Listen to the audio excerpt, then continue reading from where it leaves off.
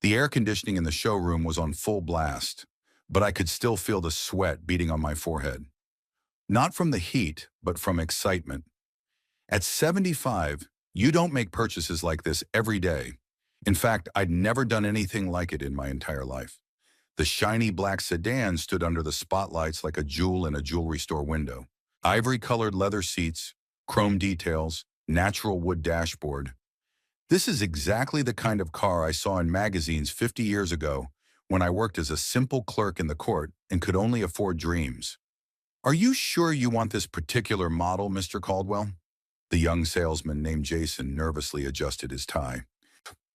"You see, it's a pretty expensive car, and it's going to cost a decent amount of money to maintain. Maybe we should consider something more practical."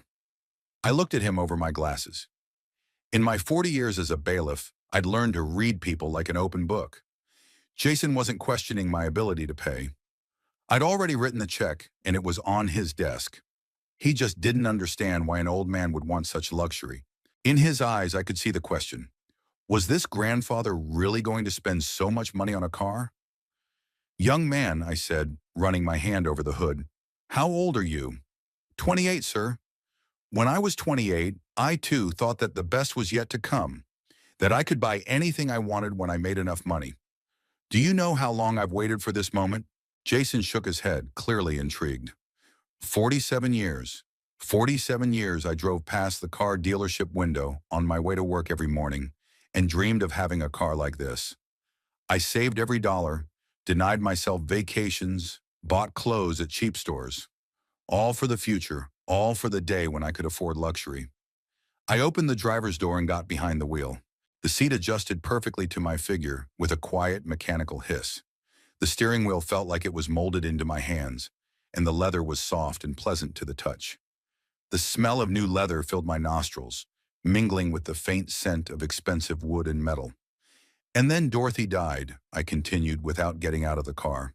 "My wife, pancreatic cancer, 2 years of agony, chemotherapy, hospitals, experimental drugs. All our savings went into treatment, almost everything we'd saved for half a century."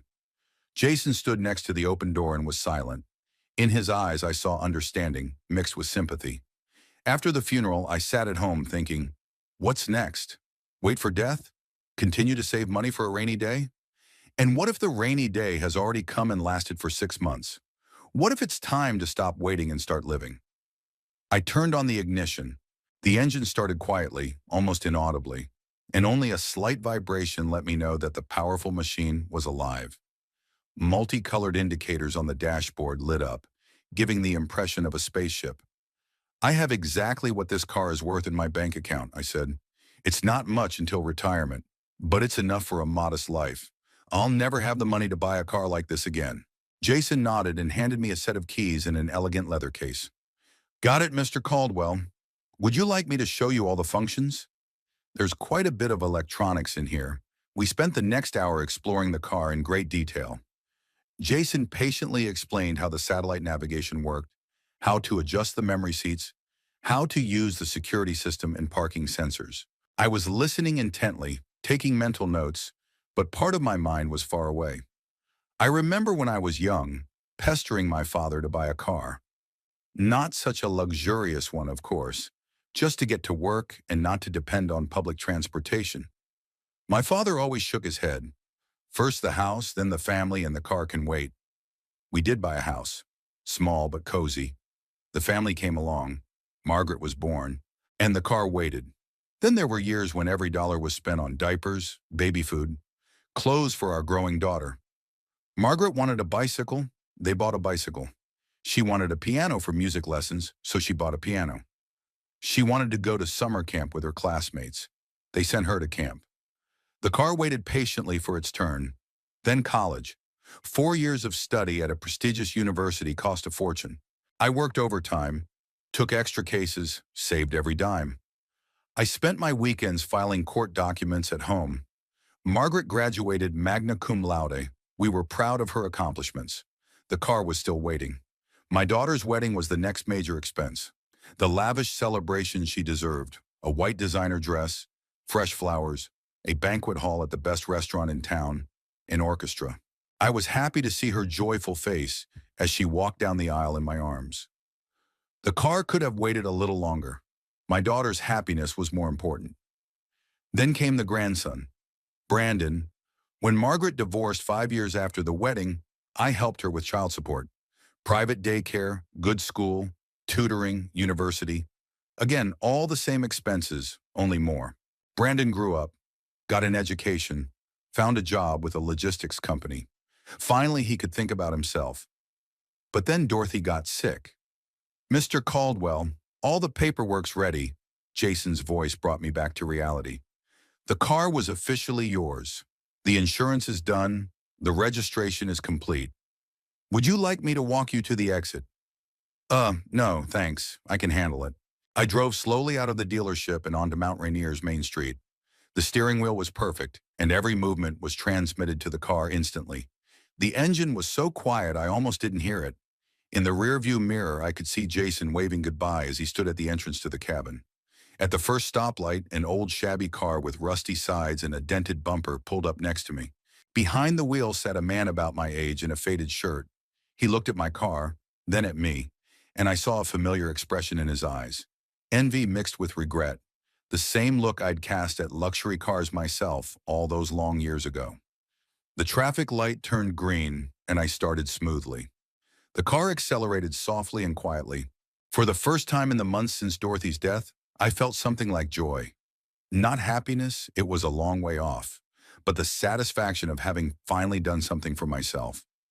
Dorothy would have approved of this purchase. In the last months of her life, when her illness had taken its toll, she often said, "Raymond, you've spent your whole life thinking about others. It's time to think of yourself." At the time, I dismissed these words as a manifestation of illness and medication. Now I realize my wife was absolutely right. I drove into my neighborhood. The neighbors, who were watering their lawns and walking their dogs, looked at my car with undisguised surprise. Mrs. Henderson even stopped in the middle of the sidewalk, unable to believe her eyes. Tomorrow, the whole neighborhood will be discussing old Caldwell's unexpected purchase. Let them discuss it. I'd earned the right to that gossip over 47 years of waiting. The next morning, I woke up earlier than usual. Dawn was barely breaking outside the window, but sleep seemed to evaporate of its own accord. There was a strange sense of anticipation in my chest that I hadn't felt in years. The new car was in the garage waiting for its first real trip. After breakfast of oatmeal and coffee, I dressed in my best suit. If one was going to drive a car like this, one had to look the part. Dorothy always said I looked good in a dark blue jacket. She was right. In the mirror, I looked like a respectable gentleman, not a decrepit pensioner. The garage door lifted with a quiet hum, and the morning light fell on the black hood of the car. Even in the semi-darkness of the garage, the car looked great. The leather seats welcomed me like the embrace of an old friend. The engine started with the first turn of the key. I drove slowly into the street. Mrs. Carter, who watered the flowers in front of the house every morning, froze with a watering can in her hands. Her mouth dropped open in surprise. I waved at her through the open window and saw her hurrying toward the house, obviously to call her friends and break the breaking news. The first thing I decided to do was to drive down the main street of the town. Mount Rainier was waking up slowly. The stores had not opened yet. Only dog owners and rare morning joggers were walking on the sidewalks. My car glided silently along the asphalt, attracting the gazes of the few passers-by. A police car stopped next to me at a stoplight. The officer behind the wheel, a young man with a neat haircut, eyed my car curiously. When our gazes met, he nodded in a friendly manner and gave me a thumbs up. I returned the favor. It was nice to get approval from a lawman. After driving through downtown, I headed toward the city park. There was a lookout overlooking the valley. Dorothy loved the place. We used to come here often in an old car that had long since gone to the junkyard. Now I was alone here, but somehow I didn't feel lonely. Maybe because for the first time in a long time, I was doing something I really wanted to do. I parked in the lot and got out of the car. The morning air was fresh and cool. In the distance, the valley spread out, shrouded in a light haze. The place was still as beautiful as it had been for years. Dorothy would have been happy to see me here, in my new car, enjoying life. Back in the car, I decided to drive through the streets where we had once lived. Our first home, the tiny apartment where Margaret was born, The house where we lived most of our lives and where Dorothy was taken away by ambulance for the last time. All of these places held memories, but today they didn't seem painful. Rather, they were reminders that life goes on. As I drove past the old neighborhood, I noticed a group of elderly men playing chess in a small square. Among them was Frank Milton, my former judicial colleague. He saw my car and smiled broadly and waved. I slowed down and rolled down the window. "Raymond!" Frank shouted, walking up to the car. "Wow, where'd you get a beauty like that?" "I bought it yesterday," I said, not without pride in my voice. "You're kidding me." Frank walked around the car, looking at every detail. "How much was it worth?" "Enough not to regret it." The other men approached the car as well. They asked questions about the engine, fuel consumption, specifications. I answered, feeling like a schoolboy who had brought the coolest toy to class. I could hear genuine envy in their voices, but good, without anger. "Good for you, Raymond," Frank said as I got ready to move on. "You're doing the right thing. Life is short, and you can't take money to the grave." I said goodbye to them and drove home. On the way, I stopped at the grocery store for milk and bread. Even such a simple ride in a luxury car was a pleasure. The cashier, a young girl with bright lipstick, admired the car through the window. "Beautiful car," she said, punching in the merchandise. "Is it yours?" "Mine," I confirmed. "Cool," and I thought, we do not have such cars in the city. At home, I put the car in the garage and went inside. I was in a great mood. I even whistled a tune while I was putting away my purchases. I hadn't felt so alive and energetic in a long time. The phone rang at exactly 12:30. I glanced at the caller ID and saw my daughter's name. Margaret called at the same time every week. She had inherited her punctuality from me.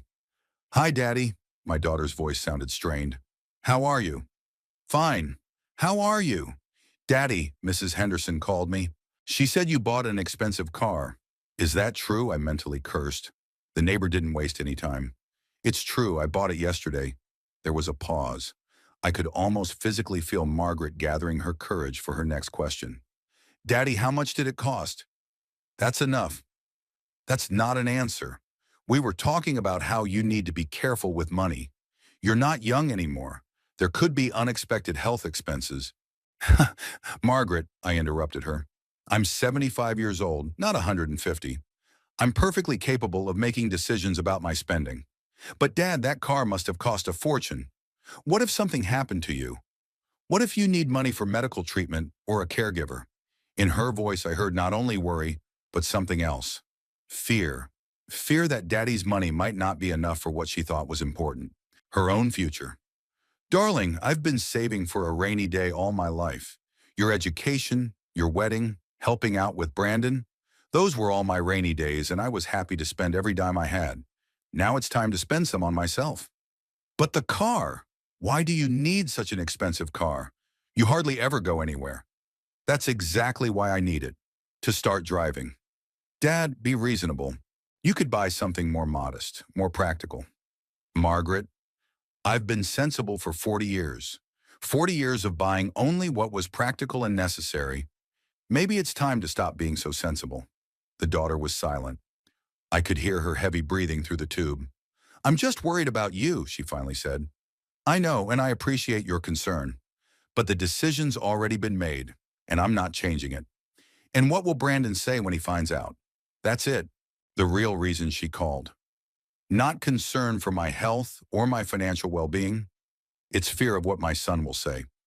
Brandon is a grown man, and my spending is none of his business. But Dad, Margaret, the subject is closed. I bought the car, I spent the money, and that's my right. If you want to come down and see it, I'd be happy to.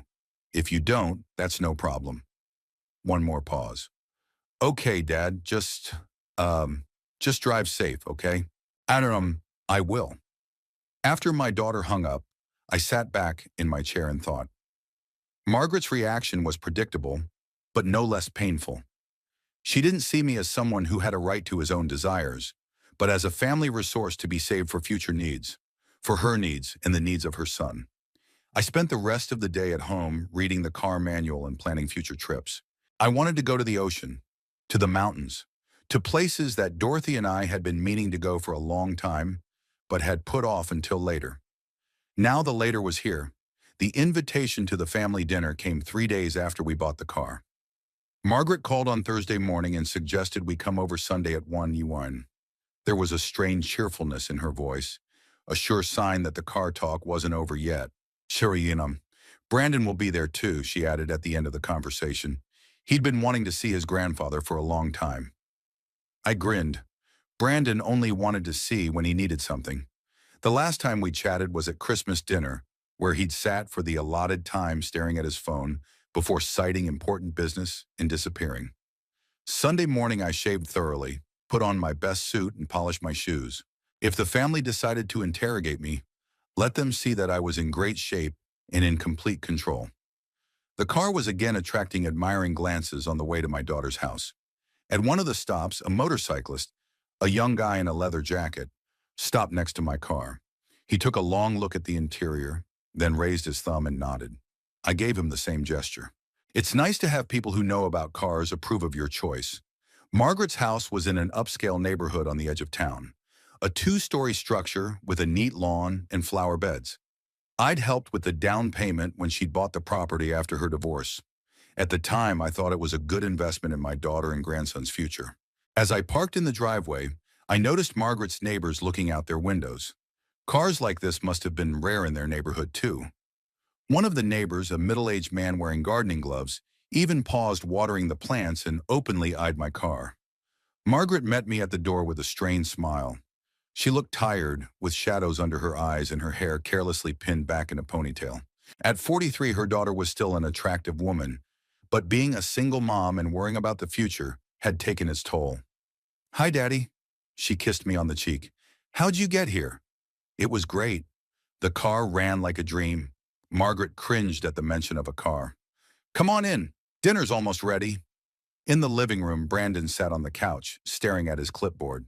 The 25-year-old grandson had inherited his mother's dark hair and brown eyes, but his personality was completely different.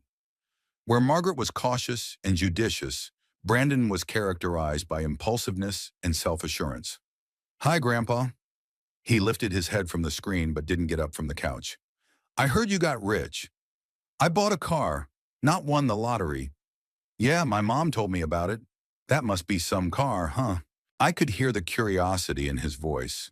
Brandon had always been more interested in money than was decent for a young man his age. "Serious enough. Can I see it this afternoon?" "Sure." Margaret served roast vegetables and mashed potatoes. The food was delicious. My daughter had learned to cook from Dorothy and inherited her culinary skills. We ate in silence for the first few minutes, but I could feel the tension in the air growing. "Daddy," Margaret began, choosing her words carefully, "I keep thinking about your purchase. Could you tell me exactly how much you spent?" "Why do you want that information?" "Well, I'm your daughter. Naturally, I'm concerned about your finances." Brandon lifted his head from his plate and looked at me intently. There was a look of genuine interest in his gaze. "Margaret, my finances are my own business. I don't ask anyone to borrow money, and I don't burden anyone with my spending." "But it is an inheritance," Brandon suddenly blurted out. There was silence. Margaret turned pale and looked sternly at her son. But the words had been spoken, and there was no taking them back. "What did you say?" I asked, setting my fork aside. Brandon realized he'd said too much, but it was too late to back out. Well, I meant, Grandpa, you realize we're going to have that money someday. Mom and me. And spending it on whims? Whims? I felt a chill run up my spine. You consider my purchase a whim? Grandfather, don't be angry. Just think logically. You're 75 years old. How long are you going to drive this car? 5 years? 10? It must have cost as much as a nice house. Brandon, Margaret stopped him abruptly. That's enough. But the grandson was unstoppable. Mom, why are you protecting him? He's wasting our future on his senile fantasies. This car is money for my wedding, for your provision, for the grandchildren I'll have someday. I slowly put my napkin down on the table and stood up. So, am I understanding this correctly? You think the money I earned with my labor belongs to you? Xian, Grandpa, that's not what I meant. That's exactly what you said. That my savings are your inheritance, which I have no right to spend as I see fit. Margaret sat with her head down. She clearly wanted to fall through the ground, but could find no words to diffuse the situation. Listen to me carefully, Brandon, I continued, looking my grandson straight in the eye. I earned this money through 40 years of hard work. I saved every dollar I had, denying myself the pleasures my peers afforded me. I didn't buy expensive clothes, I didn't go on vacations, I didn't go to restaurants. It was all about providing for my family and putting something aside for my old age. Grandpa, I understand, but don't say anything. I'm not finished yet. You got a great education on my dime. Your mother got everything she wanted with my money. I never once said to either of you, it's too expensive, or we can't afford it. I just worked harder and saved less. Brandon sat silent, but I could see the stubbornness in his eyes. He didn't think he was to blame. And now you're telling me that I don't have the right to spend my own money on things I like? That I should sit at home and cherish your inheritance? But Grandpa, be realistic. How long do you have to live? 10 years? 15? I still have 40 years to live. And Mom needs something to live on, too. Those words sounded like a slap in the face. I felt the blood rush to my face. So you've already calculated when I'm going to die? That's not what I meant. That's exactly what you meant. You're waiting for me to die so you can inherit. And you're upset that I'm spending your money instead of lying in a coffin. Grandpa, you're turning everything. I'm not turning anything. You explicitly said you thought my money was yours, that I'm too old to spend it on myself, that I should be preparing to die, not enjoying life. Margaret finally looked up. Daddy, Brandon didn't mean it right. That's not what he meant. He said exactly what he thinks he meant. And you seem to think the same thing, calling me down here to have this conversation. I do not. Then why aren't you happy for me? Why, instead of saying, how nice, Dad, that you finally bought yourself something nice, you're asking about the price and worrying about the inheritance? My daughter couldn't find anything to answer. I grabbed my jacket from the back of the chair. You know what, Brandon? Maybe you should think less about my inheritance and more about your own life. Get a good job, get married, have kids, build your own fortune instead of relying on me. I have a job, some kind of transportation company. Do you make a lot of money there? Enough. Enough to count on Grandpa's inheritance instead of building your own wealth? Brandon blushed. That's not fair. It's not fair that a 25-year-old man considers a 75-year-old man's money his own and resents him for spending it on himself. I'm heading for the exit. Daddy, don't go, Margaret exclaimed. Let's talk quietly. What is there to talk about? It's already clear. Your interest in me is limited to the size of your bank account. That's not true. Then prove it. Tell me you're happy for me, that you support my decision to buy a nice car, that I have the right to spend my own money on my own desires. Margaret was silent, and that silence was more eloquent than any words. Exactly, I said. Goodbye. As I left the house, I heard a mother-son argument breaking out behind me. Brandon was arguing passionately, and Margaret was responding in a broken voice. I wasn't interested in listening to their bickering. When I got into the car, I sat still for a few minutes, coming to my senses. My hands trembled slightly with anger and resentment. I knew that families could have disagreements, but I never thought that my own relatives would see me as a source of income, rather than a human being. The engine started quietly and softly. The car seemed to embrace me with its comfort, soothing me after an unpleasant conversation. I drove slowly out of the driveway without looking back at my daughter's house. On the way home, I thought about what had happened. Brandon had shown his true colors, the face of a man who thinks he's the heir to a fortune he hasn't gotten yet. And Margaret was weaker than I thought. She couldn't protect her father from her own son's boorishness. Parking in front of the house, I stayed in the car for a few more minutes. The sun was setting, coloring the sky with pinks and golds. It was a beautiful evening. Dorothy loves sunsets like this. Every day is a gift, she used to say. Now I realized how right she was. Family can be disappointing, children can be ungrateful, but life goes on, and I have the right to enjoy it while I have the strength and opportunity, even if relatives consider it a waste. Tuesday morning, I met David Green at our favorite cafe near the courthouse. David was a colleague of mine at the court many years ago and retired 2 years ahead of me. Despite his age, he remained an energetic man with a keen mind and an ineradicable love of town gossip. His connections in the court system still worked well. We met every 2 weeks to discuss the news and share our retirement experiences. David always knew what was going on in Mount Rainier's judicial circles, who was suing whom, which attorneys were handling the high-profile cases. For me, these meetings became a way to keep in touch with my old life. That day, I arrived in a new car, and David, predictably, noticed the car right away. "Ray, wow!" he exclaimed as I parked outside the cafe. "Where did you get such a beauty?" "I bought it last week," I said, slamming the door proudly. "A serious purchase. How did your family react?" "Not very favorably," I admitted. "They think I'm out of my mind."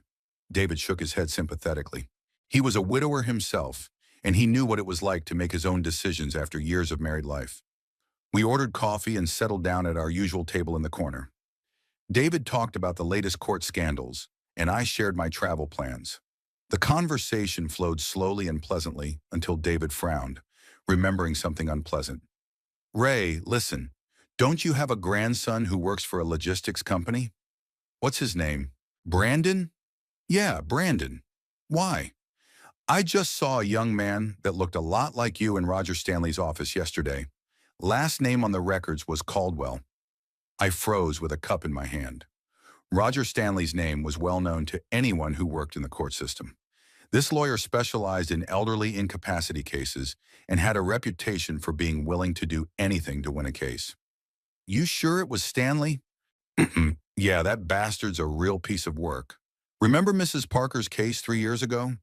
He tried to have her declared incompetent so his nephew could inherit. Barely fought it off. And the grandson. Are you sure it was Brandon?" "I can't say for sure, but he looked a lot like him. Tall, dark hair, mid-20s, and the last name matches." I put the cup on the table. My mind began to form some unpleasant conclusions. After Sunday lunch and my grandson's words about the inheritance, Brandon's appearance at a lawyer who specialized in incapacitating the elderly looked more than a little suspicious. "David, can you find out what they talked about? Ray, it's privileged information, but, he lowered his voice. "I have a friend who works as a secretary in that office. She's a chatty woman. Maybe it'll clear things up." "Could I'd be very grateful." David looked at me carefully. "Ray, do you have serious conflicts in your family? Is it about money?" I talked briefly about Sunday dinner, about how Brandon had openly declared that he considered my savings his inheritance and my spending unreasonable. "I see," David said grimly. "Ray, be careful. Stanley is a dangerous man. If he takes the case, he'll go all the way." "What can he do?" "I'm fully competent. I have no mental or memory problems." "Technically, yes, but this bastard knows how to make every situation look good. Remember the Parker case? The old lady was sane. She just decided to spend her money on a dream trip. Her nephew almost got her declared incompetent, claiming she was a victim of fraud." I stared wistfully out the window of the cafe.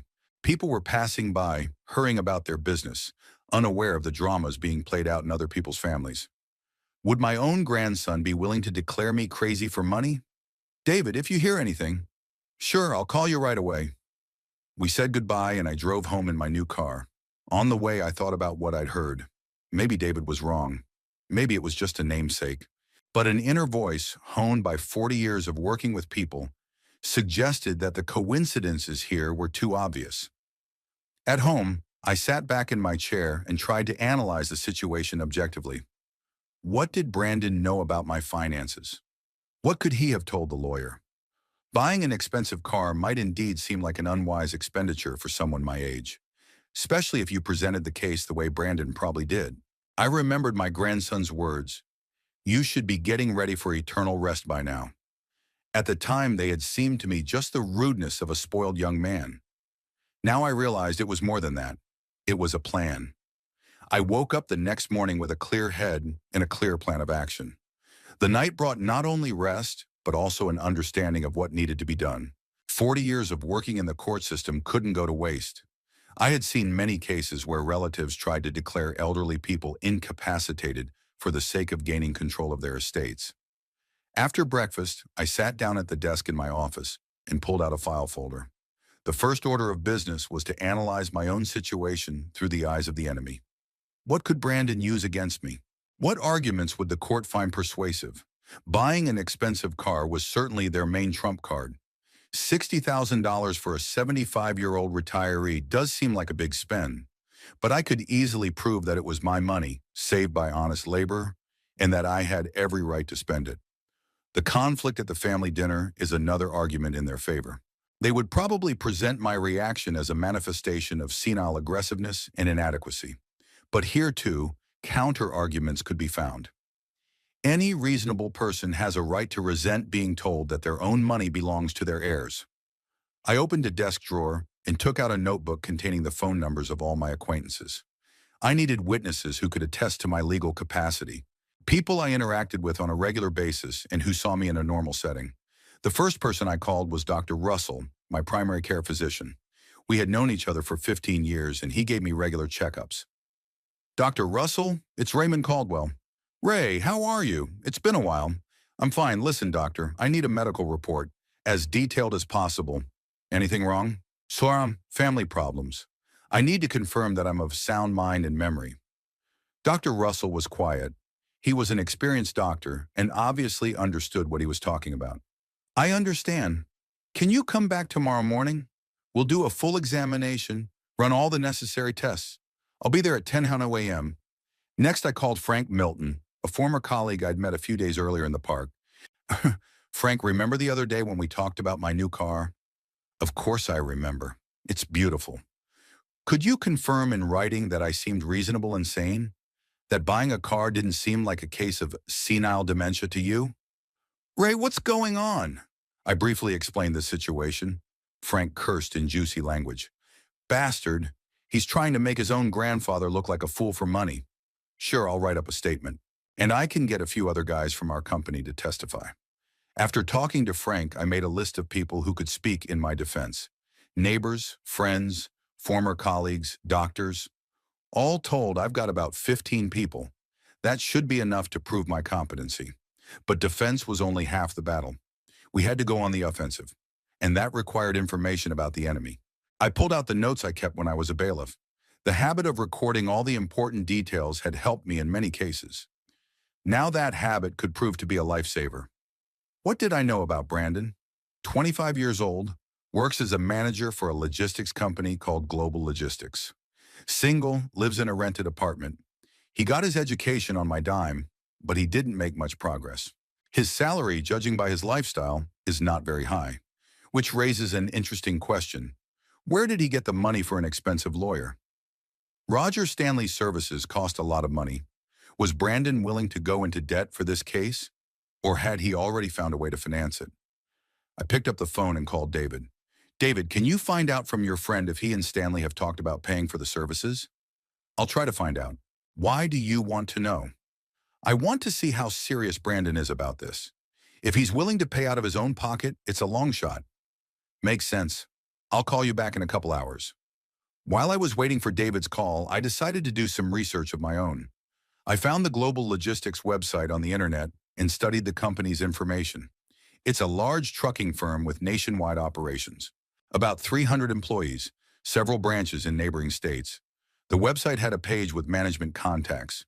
CEO is Michael Thompson. CFO is Susan Clark. Those names didn't tell me anything, but I wrote them down in my notebook. Perhaps they would come in handy later. David called back an hour later.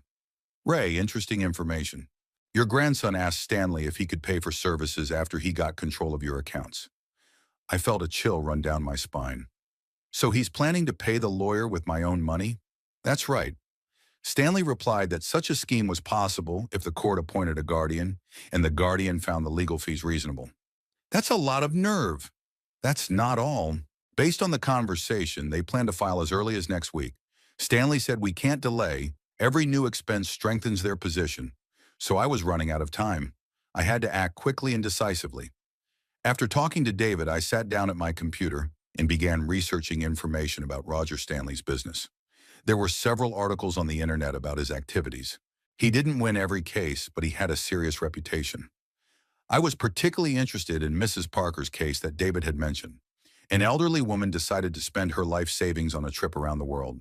Her nephew sued, claiming that her aunt had been victimized by travel agency scammers. Stanley presented the case in a way that made wastefulness look like a sign of dementia. The case lasted 6 months. During that time, the nephew got temporary guardianship and blocked the aunt's accounts. In the end, the court still recognized the woman as capable, but the money for the trip was spent on legal services and court costs. It's a clever scheme. Even if the lawsuit is dismissed, I'll have spent a significant portion of my savings on lawyers. And Brandon, if it fails, just keeps his money. The risk to him is minimal, and the potential rewards are enormous. But he has one weakness he's overlooking. I know what he's planning, and he doesn't know that I'm aware of his plans. This gives me a head start that I need to take advantage of. In the evening, I met David again at the same cafe. This time, the atmosphere was very different. Not a friendly conversation, but a council of war. "Ray, I found something interesting," David said, pulling a folder out of his briefcase. "So, remember you asked about global logistics?" "Sure. I have an acquaintance at the accounting firm that services that firm. I won't tell you how he got his information, but it's not clean." David opened a folder and showed me some documents. "Look at these numbers. Global Logistics has a cargo loss rate 3 times the industry average. And your grandson is in charge of filing the paperwork for damaged and lost shipments." I scrutinized the paperwork. The numbers did look suspicious. "Do you think he's engaging in fraud?" "Very much so. He overstates the percentage of losses, writes off entire shipments as damaged, and then sells them through third parties. It's an old school scheme, but if you're careful, you can go undetected for a long time." "Any evidence?" "Only circumstantial so far. But if we do a real investigation, I think a lot of interesting things will come out." I leaned back in my chair, pondering the information. So Brandon's not just a greedy grandson who wants an inheritance. He was also a crook stealing from his own company. That changed the balance of power dramatically. "David, who would initiate an audit?" "Sorry, the company, the IRS, the DA's office. You just need a reason to take a hard look at the documents. And who can send a signal? Anyone who has information about possible violations. For example, a concerned citizen who accidentally found out about fraud." We looked at each other and smiled at the same time. The plan was beginning to take shape. "David, I'd really appreciate it if you'd help me formalize this accidental message." "My pleasure, Ray. That bastard deserves a lesson." We talked about the details for another hour. By the end of it, I had a plan of action. Tomorrow morning, see Dr. Russell for a health certificate. In the afternoon, gather statements from witnesses. Tonight, I'd file a whistleblower report with Global Logistics. If Brandon wants a war, he'll get one. But it won't be the easy victory he's hoping for. On Thursday morning, as I was returning from Dr. Russell's office with a detailed medical certificate of health, a man in a business suit stood on my front porch. He held a formal folder in his hands and waited patiently for my appearance. "Mr. Raymond Caldwell?" he asked as I approached the house. "Yes, that's me." "My name is Gerald Hawkins. I'm a bailiff. You need to be served with official documents." He handed me a thick envelope stamped with the county court seal. I took the papers, signed for them, and thanked the bailiff. Outwardly, I remained calm, but my heart was racing. So Brandon had made up his mind.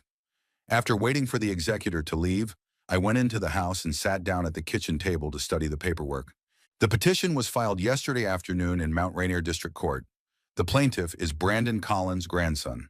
The defendant is Raymond Caldwell, which is me. The subject matter of the action is a declaration of incapacity by reason of age-related mental changes and inability to reasonably dispose of property.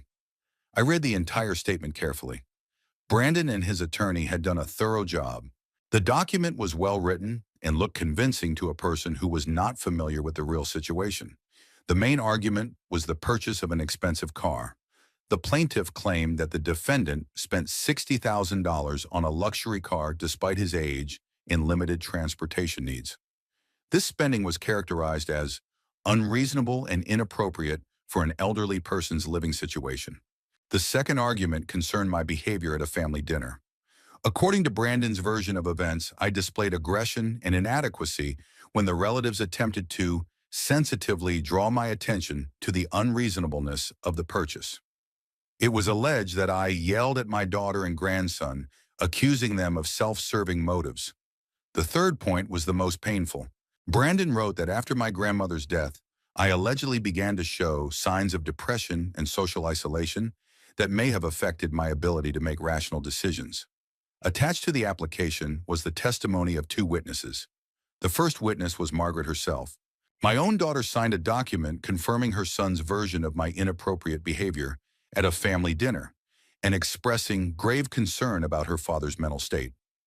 The second witness turned out to be Mrs. Henderson, my neighbor. This gossipy woman testified that I had been acting strange since buying the car, often sitting in the car in the yard for long periods of time and talking to myself. I grinned as I read Henderson's testimony.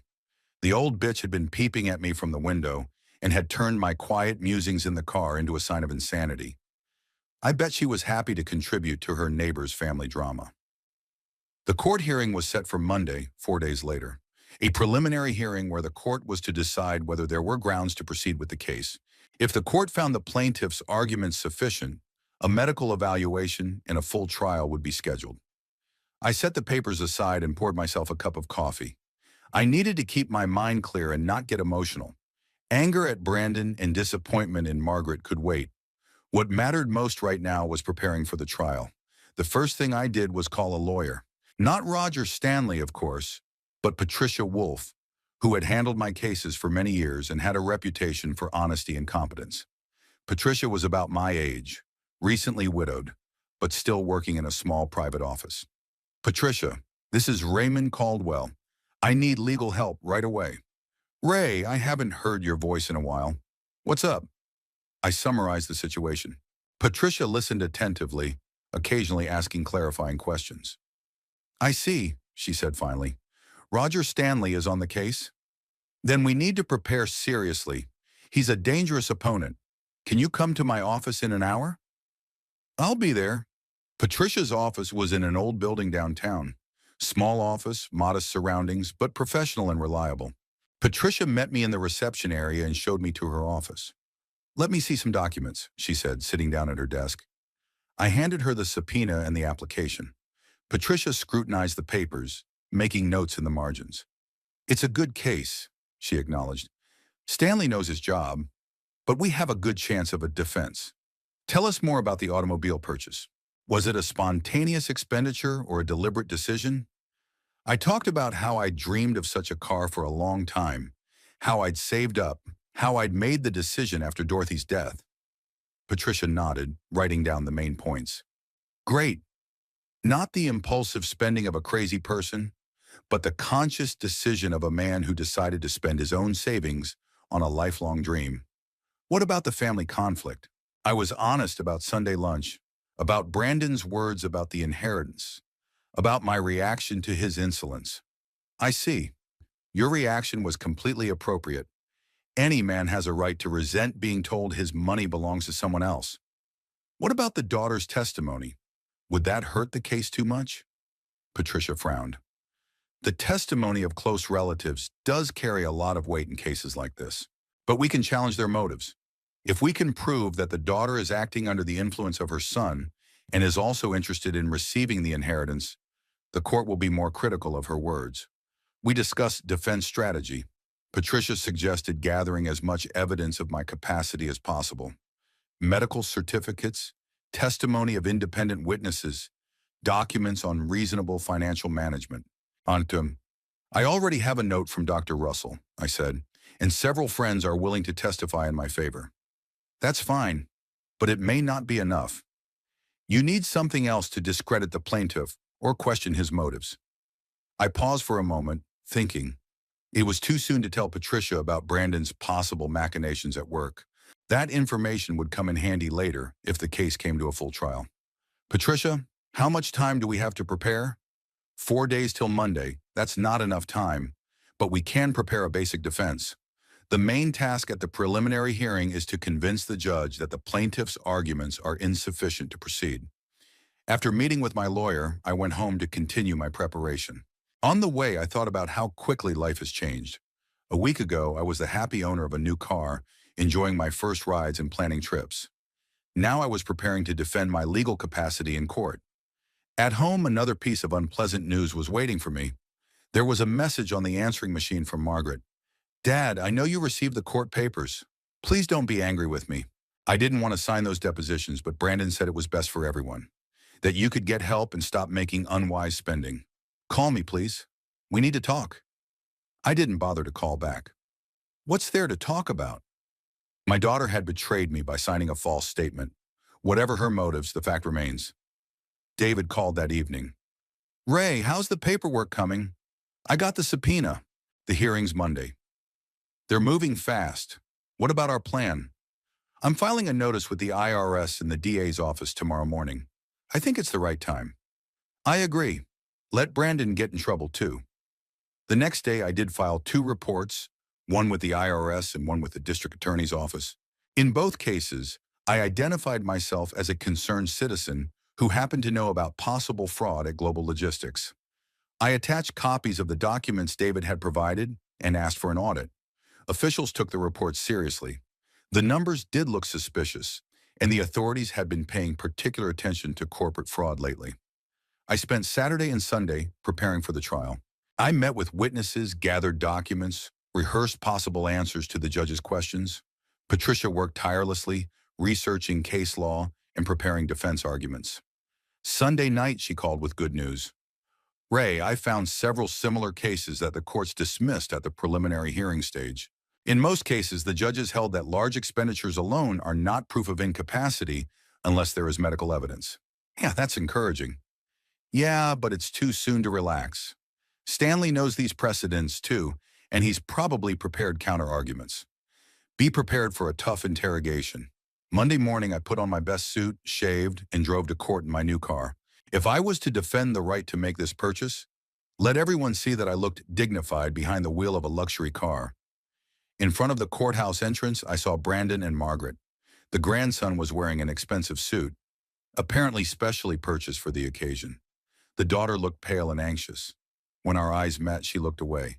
Roger Stanley stood beside them, a tall man with graying temples and a cold stare. He studied me carefully, obviously sizing up his opponent. I walked past them without saying hello. Let them know I had no intention of playing happy family. At the courthouse, Patricia was waiting for me. She was ready for battle. Business suit, neatly styled hair, briefcase full of documents. Ready, Ray? Ready. We went into the conference room. The battle for my right to control my own life had begun. Tuesday after the preliminary hearing was rainy and gray. The court adjourned until Thursday, giving the parties time to present additional evidence. Judge Cartwright listened carefully to the arguments of both sides, but did not express a clear opinion on the merits of the claim. Roger Stanley turned out to be exactly the kind of opponent I had envisioned. Cool-headed, experienced, and able to present the facts in a favorable light.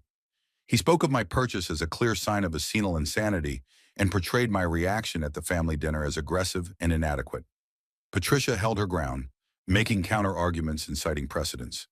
But I realized that we needed something stronger than formal objections. We needed a strong move that would force the court to look at the case from a different angle. Wednesday morning, I sat at the kitchen table at home, studying the documents David had gathered about Global Logistics operations. The numbers became more and more telling as I analyzed them in detail. The percentage of lost shipments was indeed abnormally high, especially on the routes Brandon oversaw. The phone rang around 10 in the morning. An unfamiliar male voice called. Mr. Caldwell? My name is Detective Robert Miller, Economic Crimes Unit.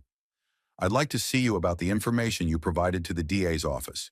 My heart is racing, so my message didn't go unheeded. Of course, Detective. When's a good time for you? Can we meet this afternoon in my office? Or if you'd like, I could come to your place. Come to my place. Write down the address. Detective Miller arrived at 2:30. A man about 45, medium build, with alert gray eyes, dressed simply but neatly. He spoke calmly and politely, but I sensed in him the professional wariness of an experienced investigator. Mr. Caldwell, you reported possible irregularities at Global Logistics. Can you tell me more about how you came by this information? I've thought about the answer to that question in advance. Detective, I spent 40 years in the court system. I have contacts in various fields, including accounting firms.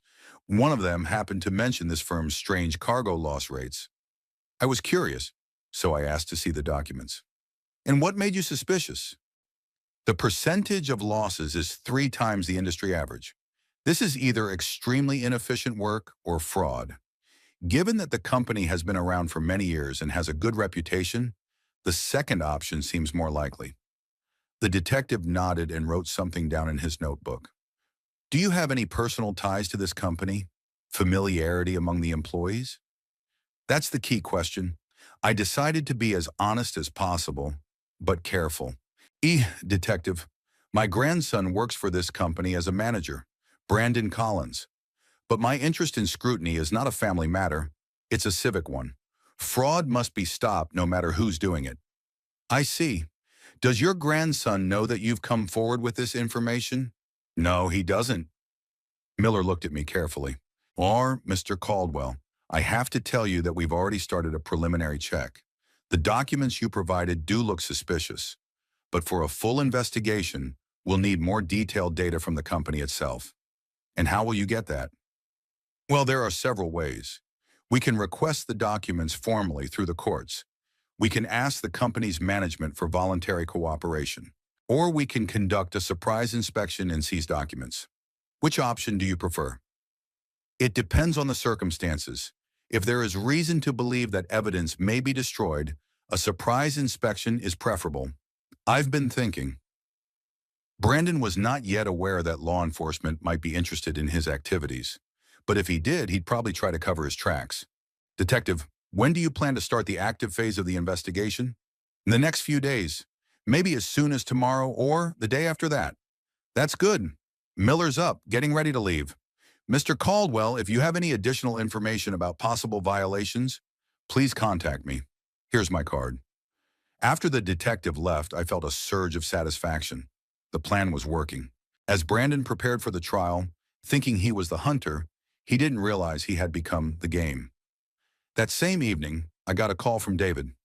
Ray, I have news. Good news and bad news. Start with the good. A friend of mine at the IRS says they're also interested in global logistics. They got a team coming down there tomorrow morning. They're going to be looking at lost shipments for the last year. And the bad news? Your grandson figured something out. This afternoon, he came to Stanley's house off schedule. A friend of mine heard them discussing the possibility of speeding up the trial. That was unexpected. How could Brandon have gotten suspicious? David, could he have known about the audits? I doubt it. It hasn't been made public yet. He's probably just nervous that the court didn't rule in his favor immediately. Makes sense, but it's better to expedite our action. I agree. By the way, I found out something else interesting about your grandson's scheme. Go ahead. He's not working alone. He has an accomplice in the records department, one Cynthia Brown. She helps him file fake damage reports. And sales of lost goods are handled by one Terry Johnson, who does not formally work in the company, but regularly buys written-off goods at bargain prices. It's a whole criminal enterprise. That's right, and it's good for our case. The more people involved, the more serious the charges. After talking to David, I went to bed feeling that tomorrow would bring important changes. And I wasn't wrong.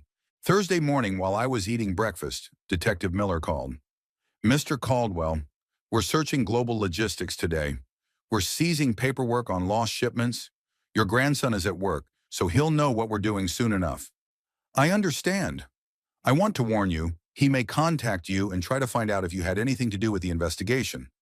What should I tell him? I can't. Well, it's up to you, but remember, perjury is inadmissible. If he asks you directly, it's best to tell the truth.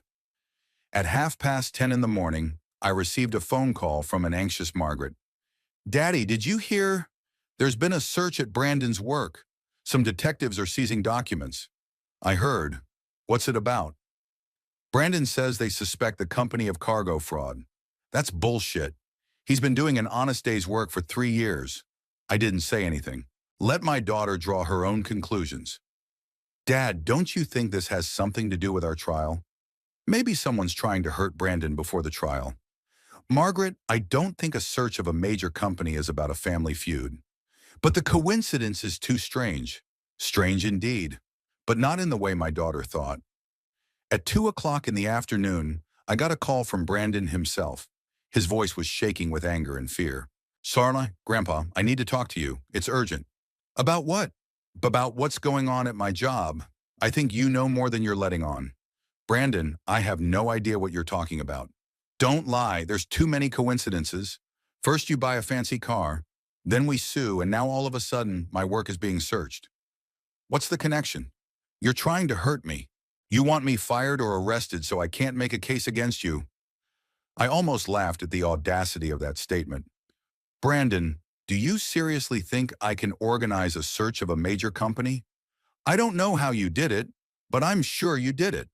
Young man, I suggest you focus on your own problems instead of accusing others of conspiracies. What do you mean? Can't you guess? Searches don't just happen. If detectives seize documents on lost shipments, they have reason to suspect fraud. There was silence on the phone. Grandpa, you don't think I don't think anything definite, but if you are honest as you claim, then you have nothing to fear. But even if they find some irregularities, it doesn't mean I'm involved. Of course it does. Good luck, Brandon. I hung up. My grandson was scared, very scared. So he really did have something to hide. David called again that evening with an update. Ray, the search was a success.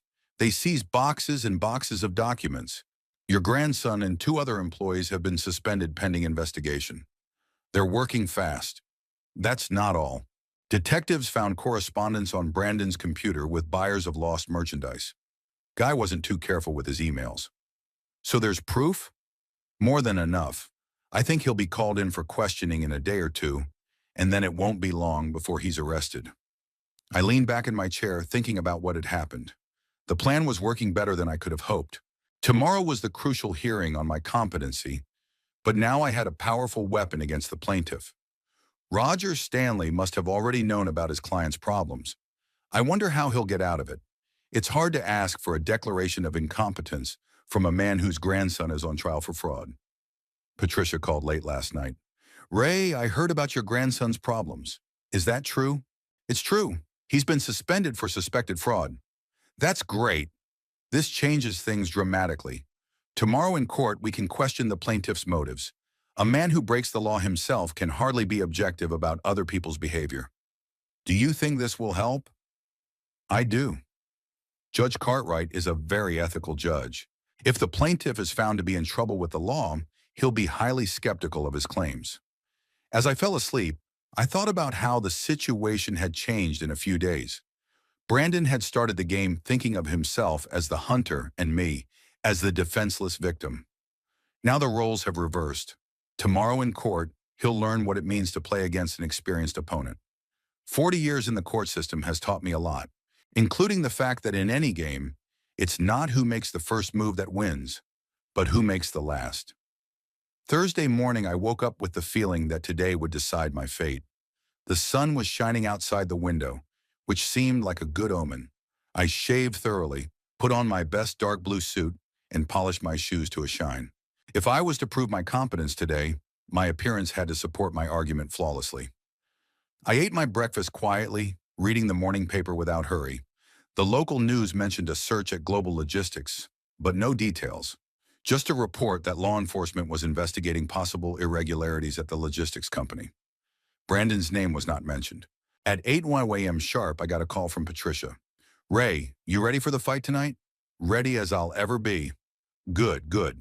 I've received additional information about last night's events at your grandson's company. Detectives seized the computers of 3 employees, including Brandon. That means they have strong suspicions. Will we use this information in court? Absolutely. It completely changes the balance of power. A man who's under investigation can't objectively assess the mental state of his relatives. At 9:30, I arrived at the courthouse in my car. I parked in a prominent place so that everyone could see the subject of the dispute. The car looked magnificent in the morning sunlight. Every chrome part shone. The black paint shimmered. It was a purchase I could be proud of. Patricia was waiting for me at the entrance to the building. She looked collected and confident, which gave me extra strength. Standing next to her was a middle-aged man in a smart suit. Ray, meet Dr. Russell. This is Dr. Russell. He's agreed to testify to your excellent mental and physical condition. We shook hands with the doctor. In the 15 years I've known him, he's seen me in various states, but he's always emphasized my clarity of mind and judgment. In the courtroom lobby, I saw Brandon and Margaret. The grandson looked pale and anxious. Yesterday's events had clearly thrown him off balance. Margaret kept close to her son, whispering something to him from time to time. Roger Stanley stood a little farther back, studying some documents. His usual self-confidence had evaporated. When our eyes met Brandon's, I saw a mixture of anger and fear in his eyes. He clearly suspected me of organizing last night's search, but he couldn't prove anything. I nodded to him with cold politeness and passed him by. The courtroom was small, designed for civil cases. Judge Cartwright, a woman in her early 50s with graying hair and shrewd eyes, had already taken her seat. I knew her by reputation, an honest and principled judge who did not tolerate falsity or manipulation. The case is now in session, the court clerk announced. Brandon Collins' suit to declare Raymond Caldwell partially incapacitated. Roger Stanley was the first to rise. Despite yesterday's events, he looked professional and confident. Your Honor, he began, the plaintiff asks the court to declare the defendant partially incapacitated due to age-related mental changes that manifest themselves in unreasonable disposition of property. He outlined the arguments that were in the statement of claim: the purchase of an expensive automobile, aggressive reactions to the remarks of relatives, social isolation after the death of his wife. The plaintiff does not seek to harm the defendant, Stanley continued. On the contrary, he wants to protect an elderly relative from making decisions that could cause him financial harm. The judge listened intently, occasionally making notes. When Stanley finished, she turned to Patricia. The defense may state its case. Patricia stood up and walked to the podium. She held herself with confidence and spoke in a clear, persuasive voice. Your Honor, this lawsuit is an attempt to deprive a healthy and capable person of the right to control his own funds. The defendant is of sound mind, has an excellent memory, and is capable of making informed decisions. She pointed out that the purchase of the car was not an impulsive spending spree, but a conscious decision of a person who had dreamed of such a car all his life and finally had the opportunity to purchase it. Sure. Moreover, Patricia continued, we have reason to believe that the plaintiff is not acting out of concern for the defendant's welfare, but out of self-interest. Clarify what you mean, the judge said. Your Honor, the plaintiff was suspended yesterday due to suspected fraud. Law enforcement is investigating his possible involvement in the lost cargo paperwork fraud. An uproar went up in the hall. Stanley jumped up from his seat. Objection! This is irrelevant. It has everything to do with the case, Patricia objected. The plaintiff's motives become clear. A man who breaks the law himself is trying to gain control of a relative's estate. The judge banged her gavel. Silence in the hall. Can the plaintiff explain the circumstances cited by the defense? Brandon stood up, visibly nervous. Your Honor, this is a misunderstanding. I had nothing to do with any wrongdoing that may have occurred at the company. I was suspended as part of a general review, but that doesn't mean I'm at fault. I see. But the fact that you were suspended for suspected fraud remains a fact? Yes, but that's enough. The judge has turned to Patricia. The defense may call witnesses. The first witness was Dr. Russell. He spoke of my excellent health, clear mind, and full ability to make my own decisions. Mr. Caldwell undergoes regular medical examinations, the doctor said. He shows no signs of dementia, Alzheimer's, or other mental disorders. He is in excellent shape for his age. Frank Milton then testified. He recounted our meeting a few days ago, confirming that I seemed perfectly adequate and reasonable. Raymond has always been a reasonable man, Frank said. The purchase of the automobile did not seem strange to me. On the contrary, I was glad that he had finally decided to spend the money on himself. Stanley tried to discredit the witnesses, but was unsuccessful. Their testimony was clear and convincing. The judge then invited me to take the stand myself. Mr. Caldwell, will you tell the court your motives for buying the car? I got up and walked to the stand. 40 years of working in this building made me feel confident and relaxed. Your Honor, I've dreamed of a car like this my whole life, saving up, denying myself pleasures, helping my family. After my wife died, I realized time was running out. If I don't spend the money on my dream now, I never will. And you don't consider this purchase unreasonable? I think it's absolutely reasonable. It's my money, earned by honest labor. I have the right to spend it on what I like as long as I'm alive and well. And how do you feel about your relatives' concerns? Your Honor, my grandson told me explicitly that he considers my money his inheritance. He resents me not for spending it unwisely, but for diminishing his future profits. There was a murmur in the hall again. Brandon blushed and started to say something, but Stanley stopped him.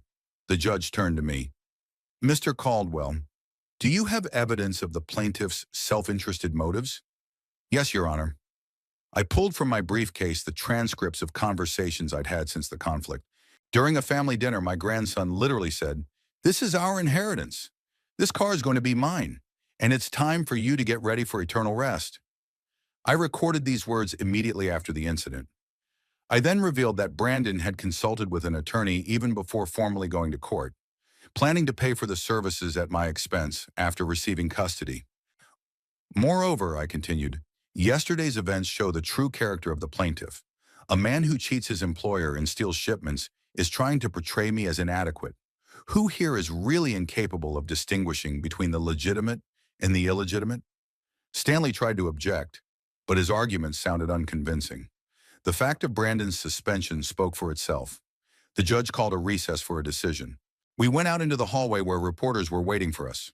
The news of the trial and the parallel investigation into global logistics had attracted the attention of the local press. Mr. Caldwell, how do you feel about your grandson's accusations? Asked a young woman with a tape recorder. I think they are unfounded and self-serving, I replied. Everyone has the right to spend their own money as they see fit, regardless of their age. 20 minutes later, we were invited back into the hall. Judge Cartwright looked determined. The court has considered the evidence and testimony presented, she began. The motion to declare Raymond Caldwell partially incapacitated is dismissed as frivolous. There was a sigh of relief from my supporters. The court finds, the judge continued, that the defendant is of sound mind and fully capable of making independent decisions regarding his property. The purchase of an automobile is not a sign of mental illness, but represents the informed choice of a capable person. She turned to Brandon. As to the plaintiff, the court notes serious doubts about his motives. A vested interest in the inheritance, as well as ongoing legal problems, calls into question the sincerity of his concern for the defendant's well-being. The judge bangs the gavel. The case is dismissed. All costs of the case are to be borne by the plaintiff. I felt a great sense of relief. Truth had prevailed and justice had been served. Brandon sat there pale as a sheet. His plan had failed completely, and he had even bigger problems ahead of him with law enforcement. Patricia shook my hand. Congratulations, Ray. Brilliant victory. Walking out of the courthouse, I felt a dozen years younger. The battle had been won, and I could enjoy the fruits of my victory. After the trial, I lingered outside the courthouse, watching the aftermath of my victory unfold. Reporters surrounded Brandon and Roger Stanley, inundating them with questions about the connection between the trial and the global logistics investigation. The grandson tried to push his way through the crowd, but the reporters were persistent. Mr. Collins, is it true that you tried to gain control of your grandfather's estate while you yourself are under investigation for fraud? Shouted a reporter with a tape recorder. No comment, Brandon replied, shielding himself from the cameras with his hand. Stanley looked extremely unhappy. A defeat in court was painful to his reputation, especially in a case that seemed simple. He quickly led his client away to his car, avoiding further questions. Margaret stood back, unsure of what to do. She moved toward her son and away, clearly confused by what had happened. When our gazes met, I saw embarrassment and something akin to shame in her eyes. I approached my daughter. Margaret, we need to talk. Daddy, I didn't know that Brandon. We'll talk at home. I'll be at your place in an hour. She nodded without looking up. Patricia walked me to my car. Ray, that was a brilliant job. How did you figure out about the grandson's machinations? 40 years in the court system teaches you something. When a man's too interested in other people's money, you should look at his own affairs. That's wise. What do you plan to do now? Live my life and enjoy my freedom, and let Brandon deal with his own problems. When I got home, I changed into casual clothes and drank a cup of coffee. contemplating the upcoming conversation with my daughter. Margaret was a weak person, easily influenced. Brandon had taken advantage of that by convincing her to support his plan. But now that the truth was out, she had some difficult decisions to make. An hour later, I arrived at my daughter's house. The house greeted me with silence. No sounds, no one in the yard. Margaret opened the door as soon as I rang the bell. She looked terrible. Tear-stained eyes, disheveled hair, a crumpled dress. "Come in, Daddy. Brandon's not here. He's at his lawyer's." We went into the living room. Margaret sat across from me, clutching a handkerchief. "Daddy, I want to apologize. I shouldn't have signed that statement." "Why did you?" "Brandon said it was for your own good, that you're going through a difficult time since Mom died, and you might be making unwise decisions. He convinced me that guardianship would help you work through your problems." "And you believed him?" "He's my son, Dad." I thought he was taking care of the family. I shook my head. My daughter's naivete was astounding, but there was no point in getting angry with her. "Margaret, when did you find out about Brandon's problems at work?" "Only yesterday when he called after the search. He didn't say anything before that." "What did he say?" "That it was a mistake, that his co-workers set him up, that it wasn't his fault." "But Dad," she stopped talking. "Go on." "Brandon had been living beyond his means for the past few months. Expensive clothes, restaurants, some gadgets. And his paycheck isn't that big. I asked him where the money came from. He said he got bonuses. Now I see where the bonuses come from." Margaret cried. Papa, I'm so ashamed. My own son turned out to be a thief, and I helped him sue you." "Margaret, you are not to blame for his crimes, but you are to blame for believing his lies and turning against your own father." "I understand. Can you forgive me?" I looked at my daughter. She was weak but not angry. Brandon had taken advantage of her trust and a mother's love. "Shushdrum, I'll forgive you if you never question my right to control my own life again. I promise. And one more condition. If Brandon asks you for money for lawyers or bail, you refuse him. But Dad, he's my son, which is why you have to let him take responsibility for his own actions. Helping him in a situation like this will only hurt him." Margaret nodded, wiping away her tears. The phone rang, and her daughter answered it. It was Brandon, and I could tell by the look on her face that the news was disappointing. "What's wrong?" I asked when she hung up. "Brandon said the detectives are calling him in for questioning tomorrow morning. Stanley advises him to prepare to be arrested." "Makes sense. If the evidence is as strong as David told me, there's no way to avoid arrest." "Dad, did you really have anything to do with the investigation?" I thought about it. I didn't want to lie to my daughter, but the full truth could hurt her. "Margaret, let me put it this way. When someone tries to ruin my life, I have the right to defend myself in any way I can." "So you knew about Brandon's schemes?" "I got the information and passed it on to the proper authorities. Law enforcement did the rest." The daughter shook her head. "So while Brandon was planning to declare you insane, you were gathering dirt on him." "That's about right. But how did you find out about his plans?" "I have friends in the court system. There are no secrets in a small town." Margaret got up and went to the window. "Turns out you two were both lying to each other. He was hiding his machinations. You were hiding that you knew about his plans. The difference is that I was defending myself against an unfair attack, and he was attacking for gain." "I see. But what happens to the family now? Brandon could go to jail. My reputation could be damaged." "Margaret, you're a grown woman with a good education and a profession. You'll survive. And Brandon, let him take responsibility for his own actions." My phone rang. It was David. "Ray, congratulations on the win. I heard the trial went great." Oh, thank you. Your help was invaluable. It's not over yet. I have news about your grandson. Detectives found paperwork and merchandise in his apartment that should have been written off as damaged. The guy even kept evidence at home. Careless of him. Yeah, it was. And his accomplice, this Cynthia Brown, is already testifying, giving details of the scheme in exchange for a reduced sentence. So the case against Brandon will be strong. It's rock solid. I think he's looking at 3 years in prison, no less.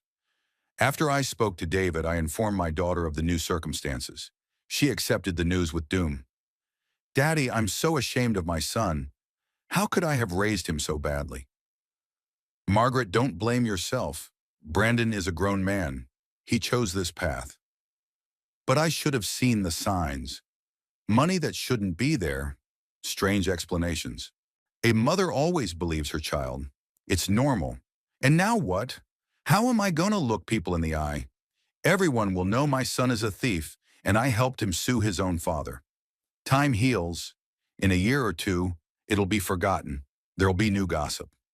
We sat in silence for a few minutes. The sun was setting outside the window, painting the sky pink. Dad, can you forgive me? For real? I already have, but our relationship has changed. I will no longer discuss my financial decisions and plans with you. I understand, and don't expect me to help Brandon, financially or otherwise. What if he does go to jail? What if he needs support? Morally support him if you want. That's your right as a mother. But money, no. As I was about to leave, I hugged my daughter. She clung to me tightly, just like when she was a child. Daddy, enjoy your car. You've earned this happiness. Intend to enjoy it. When I got home, I sat in my favorite chair and poured myself a whiskey. It had been a long and eventful day, but it ended with a complete victory. Brandon had gotten what he deserved. The court had dismissed his lawsuit, and I was the master of my own life. It was dark outside the window. My car was in the garage, the cause of all the recent events and the symbol of my right to make my own decisions.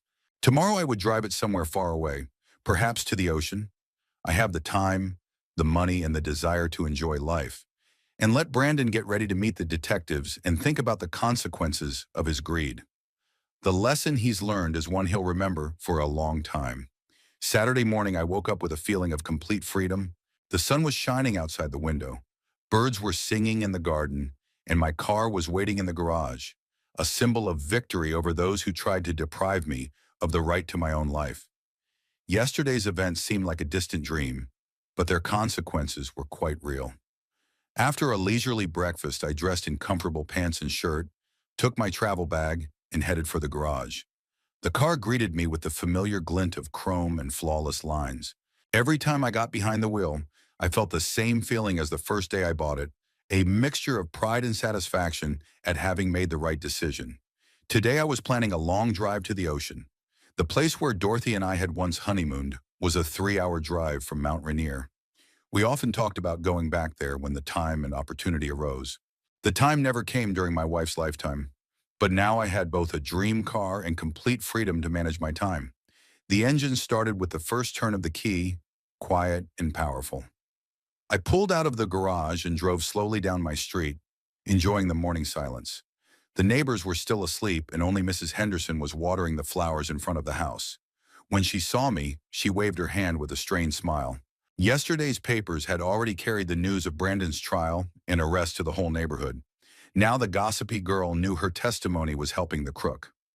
As I pulled onto the highway leading to the coast, I felt the tension of the last few days finally leave my body. The car drove smoothly and quietly. The dashboard glowed with soft light. The air conditioner maintained the perfect temperature. It was exactly the feeling of comfort and luxury I had dreamed of all my life. The radio was playing classical music, a string quartet by Mozart. The melody perfectly matched the rhythm of the ride and the mood of complete peace. Familiar landscapes floated outside the windows, hills covered with greenery, small farms, picturesque bridges over rivers. I had seen all this many times while traveling on duty, but never had the opportunity to truly enjoy the beauty of my native land. After an hour's drive, I stopped at a gas station to fill up my car and have a coffee. The young gas station attendant looked at my car with admiration. "Beautiful car, sir," he said, wiping the windshield. "How long have you been wanting one of these?" 47 years, I answered. "Wow, so it's a dream come true?" "That's right. And I'm 37 years away from retirement," the guy laughed. "Maybe I'll buy something like that someday." "You will," I said. "The main thing is not to postpone your dreams for too long." As I continued on my way, I thought about my conversation with the young gas station attendant. In his words was the same mistake I had made myself, putting life on hold. How many people wait all their lives for the right moment to do something for themselves, and the right time never comes? because there are always more important things to do and more worthy targets for spending. My phone rang as I drove through a small town. It was David. Ray, how's it going? Enjoying your freedom? Heading to the ocean, first long trip in a new car. That's great. And I'm calling with an update. Your grandson was arrested last night. Detectives charged him with fraud and embezzlement. They're working fast. The evidence is too obvious. Cynthia Brown gave all the details, and they found several $1,000s worth of merchandise in Brandon's apartment. The guy didn't even bother to get rid of the compromising items. Overconfidence played tricks on him. Exactly. He thought he'd get away with it and get control of your money. Greed clouded his judgment. What about the bail? Stanley tried to negotiate, but the DA's office is against it. There's too much risk of the suspect absconding, so he's in a holding cell. After I talked to David, I turned my phone off. Today I didn't want to think about Brandon's problems and the consequences of his stupidity. Today was a day for myself, for enjoying the results of good decisions. The ocean appeared on the horizon a half hour later. A thin blue stripe at first, then wider and wider until it filled the entire view. The salty smell of sea air permeated the interior of the car as I rolled down the windows. It was the same scent that was forever linked in my memory to my honeymoon and the happy moments of my youth. I parked on the waterfront, in the very spot where Dorothy and I had once had our picture taken against the sunset. The hotel where we'd spent the week still stood nearby, though it had been noticeably updated over the years. The signage was new, the facade had been restored, but the general outline of the building remained the same. Getting out of the car, I strolled along the waterfront. It was still quite early, and there were hardly any tourists.